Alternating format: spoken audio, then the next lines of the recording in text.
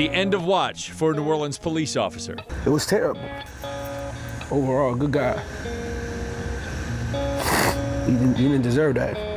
Well loved by his colleagues. They are grieving and mourning. Pretty rough right now. Police say the early morning encounter went from a scuffle to an exchange of gunfire that left Officer Marcus McNeil dead. Now 2 families left to wonder what happened and why. This guy might go to jail, you know. But at the end of the day, if his family see fit, they could go see him. They can go see him, and at the end of the day, Brittany won't ever be able to see him again. His 2 kids won't ever be able to see him again. Full team coverage on WDSU News at 6 starts right now. Live, local, late breaking. This is WDSU News at 6. Officer Marcus McNeil with the New Orleans Police Department for 3 years and said to be well liked by everyone he worked with and knew. Good evening, I'm Scott Walker. And I'm Sela Kim. Thank you for joining us. This morning's shooting sent shockwaves through the 7th District and all of New Orleans East. Tonight we have team coverage for you to find out more about the officer and the suspect in this investigation. We begin with Casey Ferran, who is live at NOPD headquarters with more. Casey. Well, Sela, right now the chief says that his investigators are looking through video from officers, body cameras, as well as tasers, and they're also asking possible witnesses in that area who may have video to come forward with information. Now, as you know, this shooting happened around 12:15 this morning near Terra Lane and Cindy Drive. Now, police say that 29-year-old officer Marcus McNeil and 3 other officers were patrolling in New Orleans East when they noticed something suspicious, got out of their car and pursued a suspect who turned out to be 30-year-old Darren Bridges. The chief says there was a struggle between the officers and that suspect. We're told Bridges shot at the officers and possibly 2 of the officers shot back at him. Now, police say Bridges ran into an apartment building and eventually surrendered to police several hours later. Officer McNeil is a husband and father of 2. He died at the hospital. A friend of his had this to say to the man accused of killing McNeil. You took somebody that you didn't have to take away from us, and you could have went your way, he could have went his way, but you didn't choose to do that. And for that reason, you know, I just want him to understand what he did, pay the consequences for what he did. And that suspect, Darren Bridges, was taken to the hospital. He is being arrested. We're not sure of his condition at this point, but we're told that he will face multiple charges, one of them being first-degree murder. Reporting live, I'm Casey Ferran. Back to you. All right, Casey, thank you so much. And Officer McNeil was hired with the NOPD in 2014 and sworn in the next year. Chief Michael Harrison today said that McNeil was a well-liked officer who loved his job and loved what he did. Before joining the police force, he was a graduate of Dillard University and a St. Aug Purple Knight. He was known as Milk Dud on the job. He was featured in the department's Our Beat Stories from Inside the NOPD. McNeil said he earned the name during field training from a suspect that he was arresting. Officers would refer to him as the Dud when bragging about a good arrest. Officials say McNeil was involved in several high-profile arrests. He leaves behind a wife and 2 children. They are ages 5 and 2. According to the Louisiana Law Enforcement Officers Memorial Organization, Louisiana has lost 5 officers in the line of duty this year. Officer McNeil's death comes just shy of 2 weeks following the death of Lafayette Police Officer Corporal Michael Middlebrook. All 5 officers will be added to the Louisiana Law Enforcement Officers Memorial in Baton Rouge next May during National Police Week. Neighbors say they are shocked that an officer was killed while patrolling their community. One New Orleans East resident who heard the gunfire says she and her son hid behind a car to shield themselves from bullets. Another woman who lives nearby offered her condolences to the officer's family while also wondering about the suspect's motive. Why would somebody kill an innocent police officer? They're the one that's going to help you. The woman who heard the gunfire says her son was so traumatized she decided he would stay home from school today. None of the people in that community were injured. Louisiana lawmakers are sending their condolences. In a statement, Congressman Cedric Richmond says all levels of government, law enforcement organizations, and all members of our community need to come together to address the root cause of violent crime so our children can have a brighter future. We owe this to Marcus, and we owe it to ourselves. Congressman Steve Scalise tweeted this morning, "Our whole community mourns the tragic loss of Officer McNeil, and we are praying for his loved ones." In running his rap sheet, we see that he first was involved in this in the criminal court for felony charges way back in 2004. A convicted felon, 30-year-old Darren Bridges, has been arrested 17 times on state charges, including 8 felonies. He's now facing first-degree murder charges in the death of Officer McNeil. WDSU reporter Jennifer Crockett spoke with the DA about Bridges' criminal past. Darren Bridges was taken here to University Medical Center after surrendering to SWAT negotiators. He'd been shot at least once. Bridges will be charged with first-degree murder and other charges for the death of Officer McNeil, but he was supposed to be in prison right now. Bridges was convicted on possession of a firearm by a felon and sentenced to 6.5 years in jail. He was paroled by the state after serving just 3 years. He's been in trouble since getting out. Last year, the DA dropped domestic abuse strangulation charges because the victim refused to cooperate. District Attorney Leon Canizero saying it's an impossible situation, which is why Bridges' earlier charges, both felonies and misdemeanors, should have carried more weight. There is no such thing as an insignificant charge, a minor arrest. Each and every time someone is brought into the criminal justice system, that charge must be taken seriously. That individual must be taken seriously.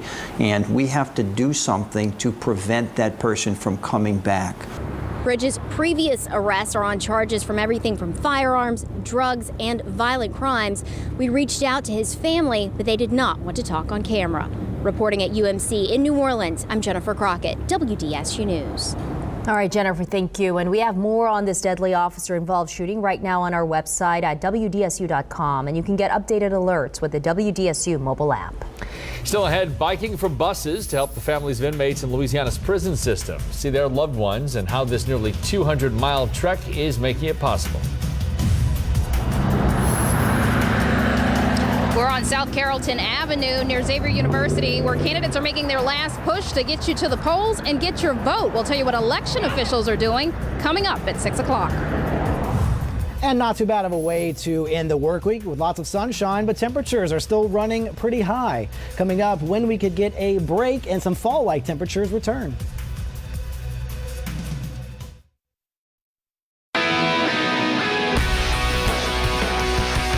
Happening right now in Slidell, the St. Tammany Parish Sheriff's Office SWAT team is at a home where they say a person is barricaded with a gun. That person is believed to be suicidal. People are asked to stay away from the area of the 100 block of Rue Acadian. That's in the French Branch area. We'll update the story with more tonight at 10 o'clock. Tomorrow is Election Day, and there are plenty of big races we've been following, including the biggest, the race for mayor. WDSU reporter Tammy Aswick has been following the preps to get ready for the big day tomorrow. Tammy. That's right, Stella. We're right here on South Carrollton Avenue near Xavier University. If you take a look across the street near this neutral ground, you'll see several campaign signs. This is the last-minute push for our campaigners to get people to the polls to vote for their candidates. But it's also the last push for election officials to get people to start piling into those voting booths tomorrow starting at 7 a.m. Now, we were at the voting machine warehouse on Chef Mentor Highway earlier today. Managers there tell us they plan to deliver over 761 voting machines throughout Orleans Parish. Now, those machines were shipped out to various locations, including schools and a personal residence. Some of the big races that Scott was talking about include the race for mayor, coroner, and city council. Polls do open tomorrow at 7 a.m.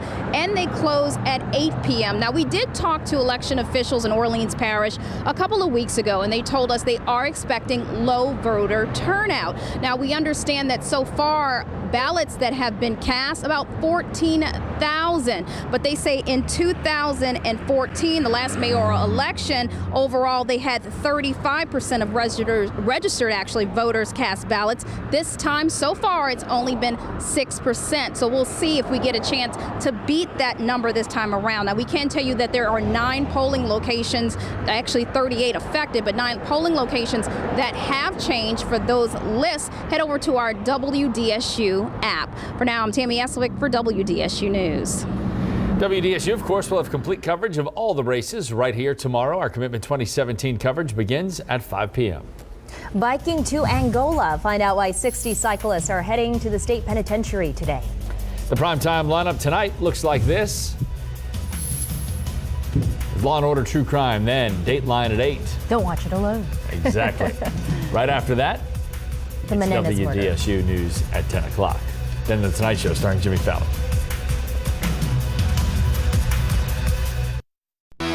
Live, local, late breaking. This is WDSU News at 6 with Scott Walker, Sulla Kim, Chief Meteorologist Margaret Orr, and sports with Sharif Ishak. We continue to follow the deadly shooting of a New Orleans police officer. Superintendent Michael Harrison says 30-year-old Darren Bridges will face a first-degree murder charge in the death of Officer Marcus McNeil.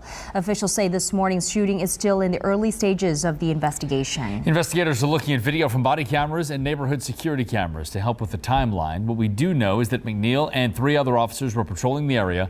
That's when police say the officers saw something suspicious and got out to investigate. McNeil was then shot. The NOPD is asking anyone who may have information about the shooting or the suspect to come forward.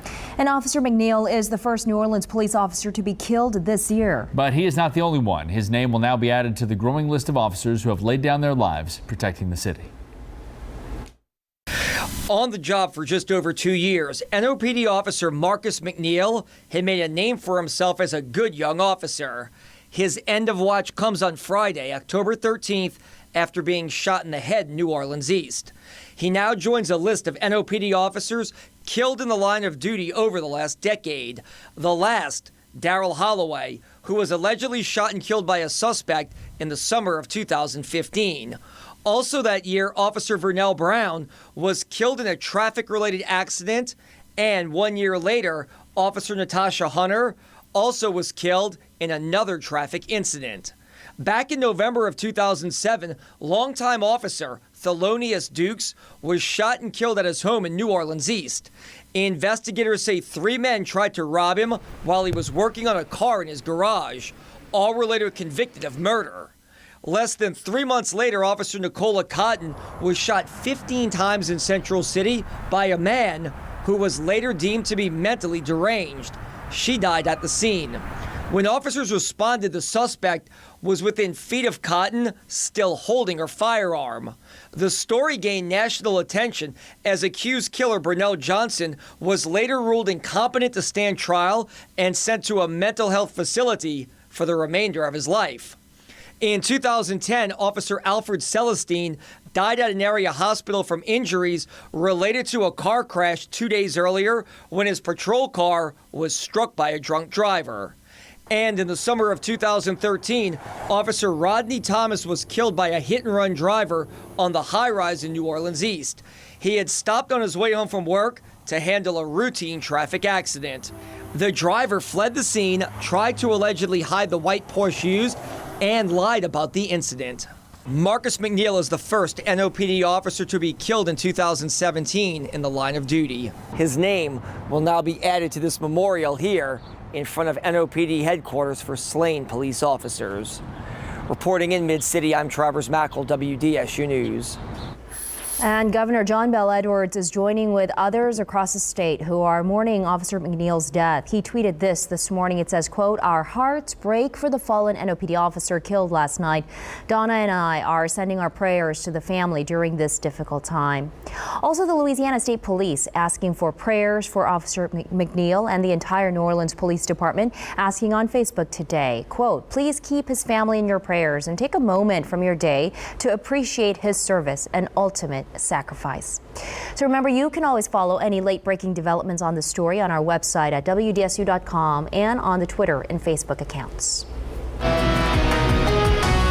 And turning to weather now, we've had some sunshine throughout the day today. Temperatures continue to be well above the average for this time of year, with many areas reaching the 90-degree mark for several days in a row now. But some nice weather as we continue to go into the weekend. Here's a look at those weather headlines. So it will be nice, but we will see some warmer temperatures going throughout the weekend. A few showers even possible as we go towards Sunday, but fall going to be making a comeback as the cold front will move through the area at the beginning parts parts of next week. Let's talk some football. Friday night football. If you're heading out to any games, clear skies across north and south shores. Temperatures low to mid 80s, less humid, and those clear skies make for a pretty nice night no matter what your plans are this evening. Then we turn towards Saturday afternoon. LSU taking on Auburn at Tiger Stadium. Sunny skies throughout the day. Warm though. High temperatures into the low 90s. And then on Sunday, the Saints back in the Dome taking on the Detroit Lions. We'll see a slight rain chances throughout the day. Temperatures into the upper 80s. So if you are heading out before the game, you may see an isolated shower, but for the most part, most areas I think going to be staying pretty dry on Sunday. Weather is quiet for us this evening. We're seeing high pressure continuing to move across the eastern seaboard. And so once we get on the backside of this high pressure, we start to see that humidity start to return. But there's a cold front that's on the way. That's going to bring those rain chances Sunday and Monday, but then some drier and cooler air is going to filter in behind that. So the front still not making its way into Oklahoma City, still in the mid 80s, low 90s across parts of Texas, but the cooler air behind that will follow that front behind, and that's what will affect our temperatures mainly going throughout the day on Monday and into Tuesday. For the rest of the evening, a few passing clouds, some patchy fog possible, especially along the coast. As we go into Saturday morning, temperatures generally going to start out into the 70s. Will warm once again into the upper 80s to near 90 degrees. Maybe a little extra cloud cover starting to fill in across the south shore. An isolated shower, not out of the question, but for most going to be staying dry. And that's due to this area of high pressure still kind of influencing our weather. But once those winds return toward the southeast, we start to get a little more cloud cover. And with this upper low moving across the Gulf of Mexico, some shower activity not out of the question on Sunday, along with this approaching cold front that's got some shower activity out ahead of that as well. So a few showers going to be possible between Sunday and Monday. But once the front clears our area sometime late into the morning on Monday, we get this other area of high pressure filling in behind that. Winds shift to the north and we get some of this cooler air diving down toward the south. So we'll feel a little bit more fall-like in the beginning parts of next week. Checking the tropics, a low pressure system, 30% chance for tropical development near the Leeward Islands. That's going to make a trek toward the northwest and eventually the north. So right now not posing any threat to the U.S. We still have Hurricane Ophelia out into the eastern Atlantic, and that's continuing to move closer toward Europe as we go toward the beginning parts of next week. High temperatures today, though, upper 80s to low 90s. We tied the record at the Kenner Airport at 89, broke the record at Slidell, reached 91 degrees today. Right now, temperatures generally between the mid to the upper 80s. So if you are going out this evening, expecting some warm conditions to continue. Overnight, those temperatures not going to drop too much. Upper 60s to the low to mid 70s. A light wind, though, could cause some patchy fog to develop, especially down along the coast, and a few sprinkles not out of the question as well. Otherwise, we'll see sunny skies. Wind's going to start to pick up a bit, though, out of the east, 5 to 15 miles per hour, with those high temperatures climbing to near 90 degrees once again. As we go into Sunday for Saints, 30% rain chance, lingering showers on Monday, but then check out the pleasant weather that we're going to see next week. Lots of sunshine and some more comfortable temperatures. Daniel, thanks. New tonight, a 170-mile bike ride started this morning with dozens of cyclists headed to the Louisiana State Penitentiary. That long ride to the prison has been done for 7 years now in the hopes of keeping incarcerated families connected. It raises funds for the Cornerstone Builders Bus Project, which provides families and friends of inmates the chance to see them with the help of a free bus trip. So far, more than $50,000 has been raised, the most yet for that project. Next in sports, one of the newest Saints gets ready to face his former team this weekend. We'll tell you who and how he feels about seeing those familiar faces.